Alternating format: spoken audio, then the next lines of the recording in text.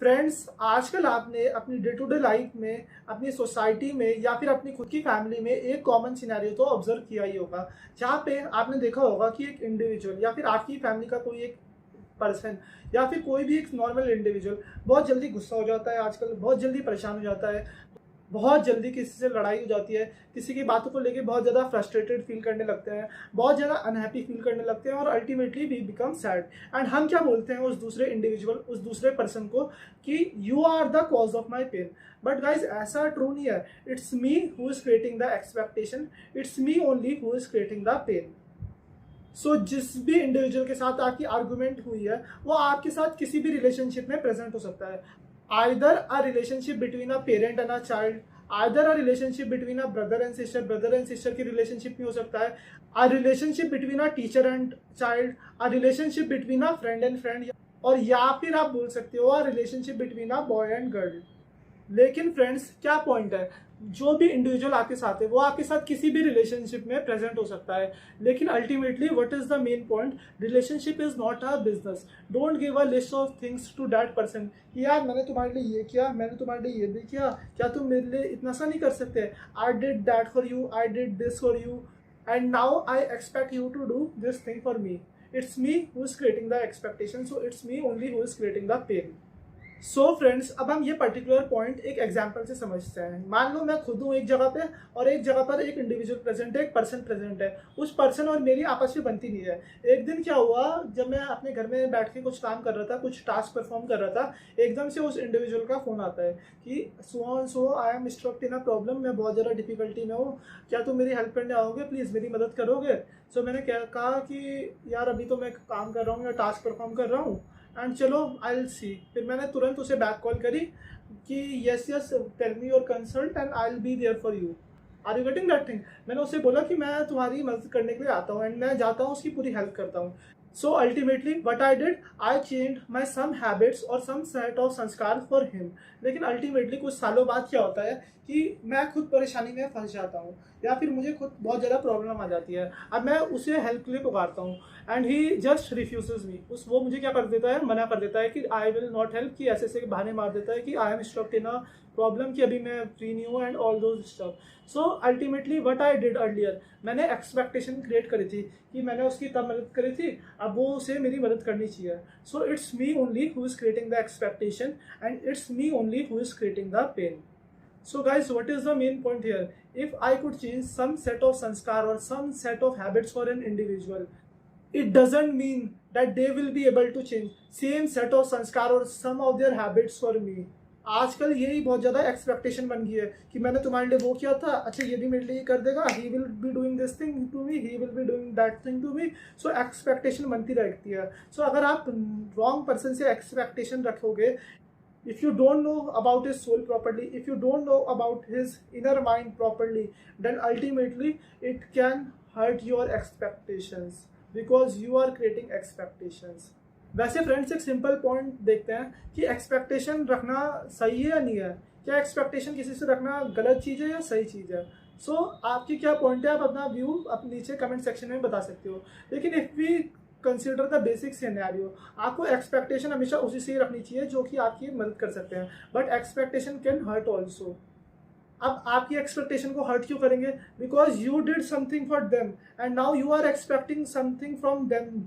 Are you getting that thing. पहले तो आपने उनके लिए कुछ किया ना, सो अब क्या होगा, अल्टीमेटली आपने उनकी हेल्प करी, लेकिन कभी जब आपको हेल्प की नीड होगी तो उन्हें भी तो हेल्प करनी चाहिए ना आपकी। इसमें गलत क्या है, एक्सपेक्टेशन रखनी चाहिए but with the right individual, with the right soul, with the right inner mind of the person। Don't keep saying to people that I did this for you, I did that for you, now I expect this from you। कभी भी ऐसी चीज़ें नहीं बोलनी है।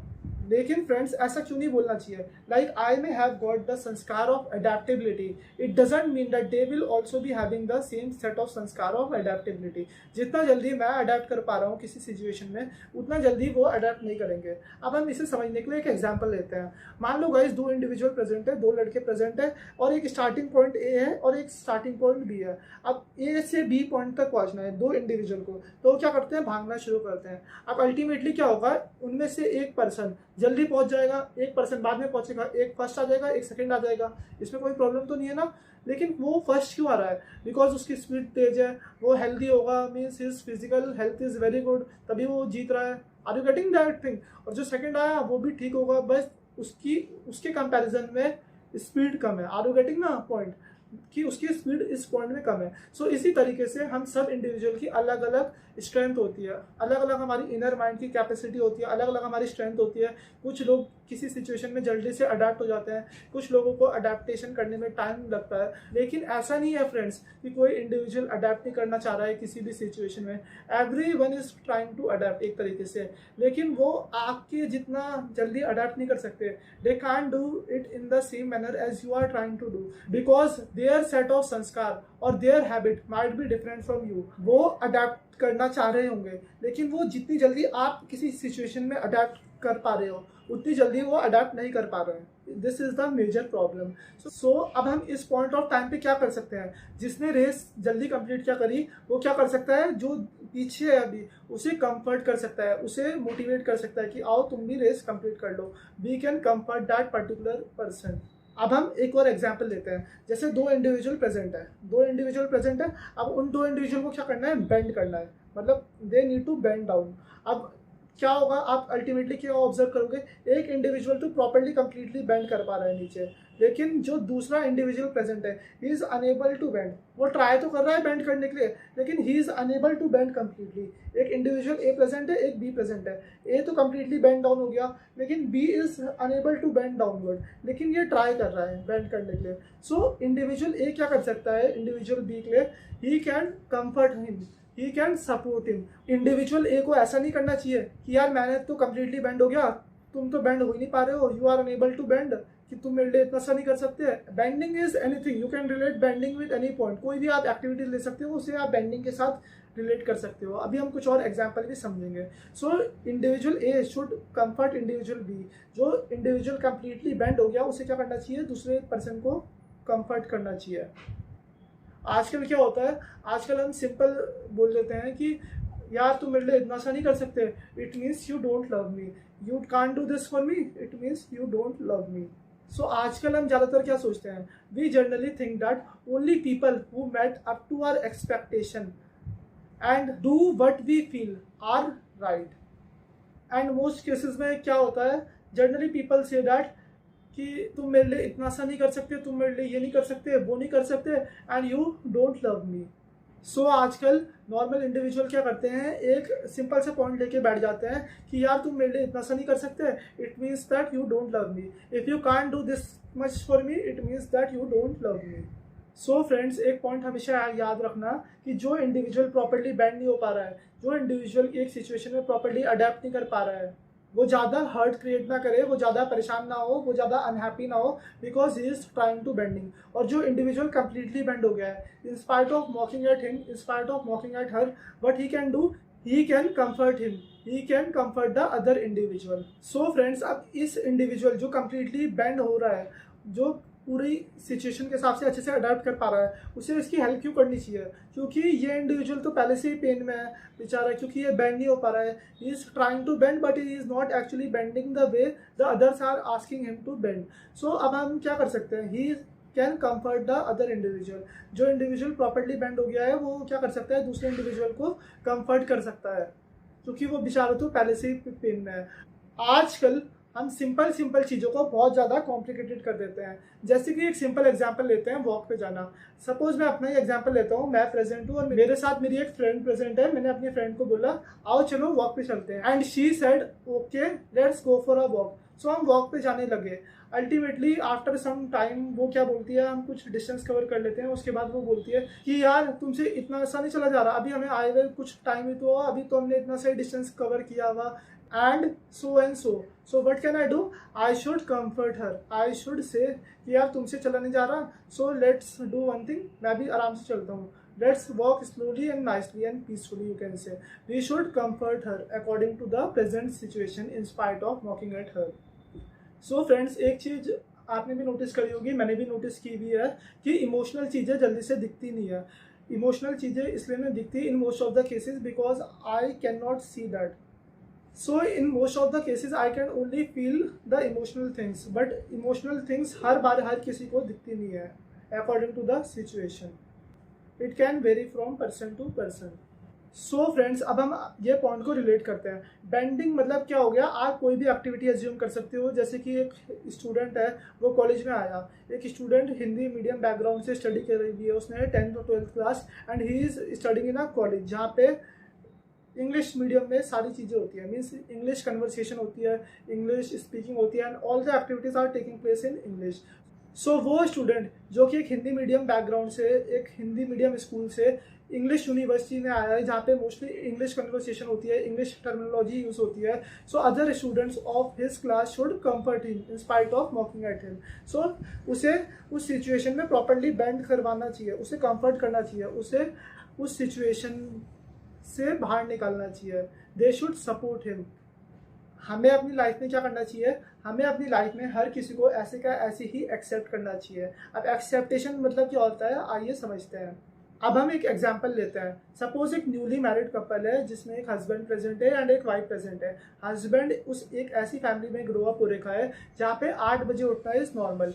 And जो lady है, जो वाइफ है उसकी, वो एक ऐसी फैमिली में ग्रो अप हो रखी है, उसका ब्रॉटअप ऐसी फैमिली में हो रखा है जहाँ पे 5 बजे उठना नॉर्मल है.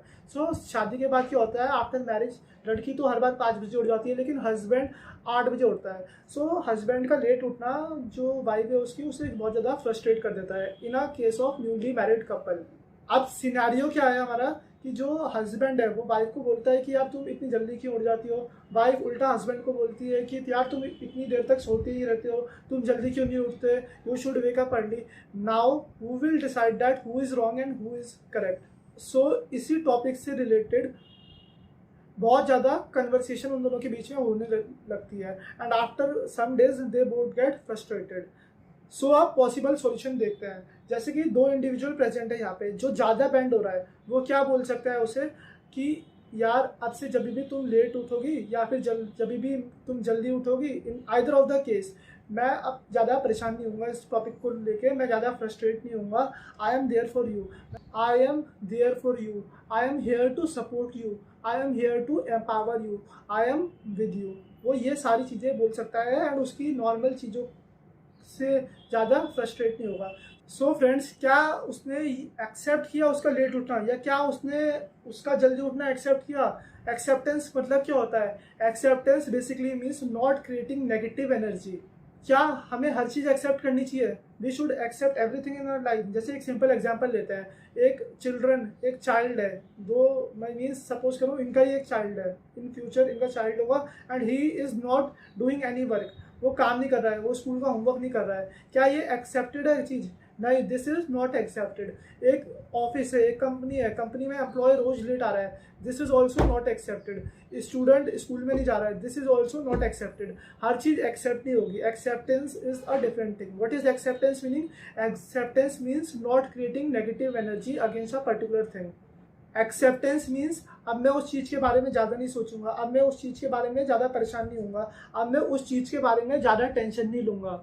So acceptance means I will not create that energy. What do we mean by energy? As I told you in my previous video, energy means a thought. A thought means an idea जो कि मेरे mind को deplete करेगा. अब मैं ऐसा कोई भी विचार नहीं करूँगा, अब मैं कोई भी ऐसा आइडिया क्रिएट नहीं करूँगा जो कि मेरे माइंड को डिप्लीट करता है, मेरी माइंड की प्रेजेंट स्टेट को डिस्टर्ब करता है, मेरी माइंड की प्रेजेंट स्टेट को बहुत ज़्यादा डिप्लीट करता है.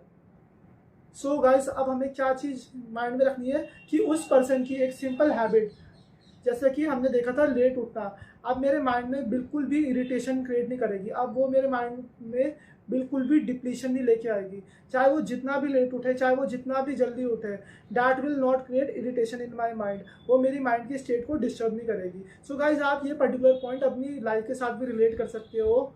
आप इसे अपनी लाइफ में इम्प्लीमेंट करके देखो. आप किसी एक ऐसे इंडिविजुअल के बारे में सोचो जो भी आपके पास हो और जिसकी एक हैबिट आपको बिल्कुल भी अच्छी नहीं लगती हो. जैसे कि इस केस में क्या था, लेट उठना था. सो आपने दृढ़ निश्चय किया कि इसकी ये हैबिट, जैसे कि लेट उठना, मेरे माइंड की प्रेजेंट स्टेट को डिस्टर्ब नहीं करेगी, मेरे माइंड को बिल्कुल भी डिप्लीट नहीं करेगी, मेरे माइंड में बिल्कुल भी इरिटेशन कॉज नहीं करेगी. और अब मैं इस पॉइंट से रिलेटेड अपने माइंड में बिल्कुल भी टेंशन नहीं लूँगा. Means I will not get upset related to this particular point. आपने एक इंडिविजुअल को पिकअप किया अपने माइंड में से, अपने सोसाइटी में से, जो भी इंडिविजुअल आपकी सोसाइटी में प्रेजेंट है या आपके आसपास रहता है, आपने अपने पहले क्लोज वन को पिकअप किया, उसे पिकअप करने के बाद उसकी एक छोटी सी हैबिट, एक सिंपलर हैबिट आपने पिकअप करी। उस सिंपलर हैबिट को आपको इस तरीके से डील करना है कि अब चाहे जो भी हो जाए, एनीथिंग विल हैपन, उसकी ये पर्टिकुलर हैबिट मेरे माइंड में डिप्लीशन नहीं लेके आएगी। It will not create negative energy in my mind, it will not create irritation in my mind. So आपने क्या किया, सबसे पहले सिंपलर हैबिट पिकअप करी, फिर उसके बाद नेक्स्ट सिंपलर हैबिट पिकअप करी। ऐसे ही करते करते आपने पूरी सिंपलर हैबिट्स उसकी पिकअप कर दी। एक इंडिविजुअल से अब आप बिल्कुल भी परेशान नहीं हो रहे हो। इस इंडिविजुअल की वजह से मेरे माइंड में कोई भी नेगेटिव एनर्जी नहीं आ रही है, मेरे माइंड में कोई भी डिप्लीशन नहीं आ रही है। सो आपने पहले एक सिंपलर हैबिट पिकअप करी, फिर एक इंडिविजुअल की सारी हैबिट कंप्लीट कर दी। सो अब धीरे धीरे आहिस्ता आहिस्ता आप सारी इंडिविजुअल जो भी आपकी सोसाइटी में प्रेजेंट है, आपके आसपास प्रेजेंट है, जो भी आपसे कॉन्टैक्ट रखते हैं, उन सब की स्टेट से, उन सब के बिहेवियर से अपने माइंड में बिल्कुल भी डिप्लीशन नहीं लेके आओगे, अपने माइंड में बिल्कुल भी नेगेटिव एनर्जी नहीं लेके आओगे। एंड कुछ दिन बाद आप रियलाइज करोगे कि यार ये लाइफ कितनी अच्छी है, ये वर्ल्ड कितनी ब्यूटीफुल है, और मैं अभी तक अपनी लाइफ में क्या कर रहा हूँ या फिर क्या कर रही थी। So we accept each one of them as they are. Acceptance means मैं उस चीज़ के बारे में ज़्यादा नहीं सोचूंगा, उस चीज़ के बारे में ज़्यादा परेशान नहीं करूंगा। That one habit of this individual will not create irritation in my mind and we accept each one as they are. So friends, एक पर्टिकुलर पॉइंट हमेशा अपनी लाइफ में याद रखना कि हम कभी भी फर्स्ट डे पे मैराथन नहीं दौड़ते हैं। हम क्या करते हैं, हम सबसे पहले चलना सीखते हैं। चलना सीखने के बाद हम छोटी सी रेस कवर करते हैं, फिर हम उससे तेज चलते हैं, फिर हम बड़ी रेसेस में पार्ट लेते हैं, एंड फिर हम अल्टीमेटली एक मैराथन दौड़ते हैं। मैराथन दौड़ने का क्या मतलब है, we ultimately build up our physical strength. हमारी फिजिकल स्ट्रेंथ धीरे धीरे इससे बढ़ती है ना, इसी के तहत जो हमारी इमोशनल स्ट्रेंथ है वो भी धीरे धीरे करके बढ़ती है। इमोशनल स्ट्रेंथ भी धीरे धीरे करके इंक्रीज अप होगी ग्रेजुअली। टाइम के साथ अपने माइंड में सारी नेगेटिविटी को फिनिश कर सकते हैं and we can gradually strengthen our emotional strength. हमें कभी भी किसी की भी सिंपलर हैबिट से अपने संस्कार को चेंज नहीं करना। वी शुड कीप आवर संस्कार as it is because of other activity. We should not change our behaviour and we should not change our set of संस्कार। उसने मेरे साथ गलत किया या किसी और ने गलत किया, दे आर हर संस्कार, दे आर हिज संस्कार, उनके संस्कार उन्हीं के साथ रहेंगे, लेकिन माई सेट ऑफ संस्कार शुड रिमेन माइंड ओनली। किसी और लोगों की सिंपलर हैबिट जैसे कि लड़ना, उसने मेरे साथ लड़ाई करी, वो मेरे से गुस्सा हो गया, सो उसके मेरे साथ लड़ाई करने के कारण या फिर उसके मेरे से गुस्सा होने के कारण मैं अपने सेट ऑफ संस्कार चेंज नहीं करूँगा। So at last we should accept each one of them as they are and we should gradually build up our emotional strength. So guys, मुझे उम्मीद है आपको ये पर्टिकुलर वीडियो पसंद आई होगी। अगर आपको वीडियो पसंद आई है तो प्लीज़ वीडियो को लाइक करो, चैनल को सब्सक्राइब करो and press that bell icon. मैं जल्दी हाजिर होऊंगा आपके लिए एक और कमाल बेहतरीन वीडियो के साथ। सो गाइज, दीजिए मुझे थोड़ा सा समय, और हर बार की तरह मैं आपसे एक ही बात कहना चाहूँगा कि दुनिया में कर दिखाओ कुछ ऐसा कि दुनिया करना चाहे आपके जैसा। So stay tuned for more videos.